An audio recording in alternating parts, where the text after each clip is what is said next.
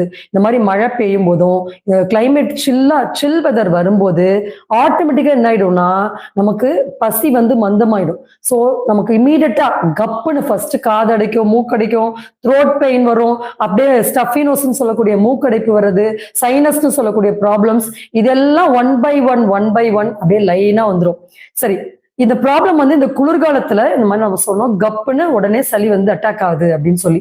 So அப்போ நம்ம அந்த பர்டிகுலர் டைம்ல அதை எப்படி ஃபர்ஸ்ட் ஹேண்டில் பண்ணணும் நம்ம கத்துக்கணும். இமீடியட்டா நம்ம டேப்லெட்ஸ் போகாம சில ஹோம் ரெமெடிஸ் வந்து தெரிஞ்சு வச்சுக்கணும். ஃபர்ஸ்ட் இப்ப அதிகமா சளி பிடிச்சிச்சுன்னா solid food intake first cut பண்ணாலே தொடர்ந்து சளி அதிகமாகுது நம்ம ஸ்டாப் பண்ண முடியும்.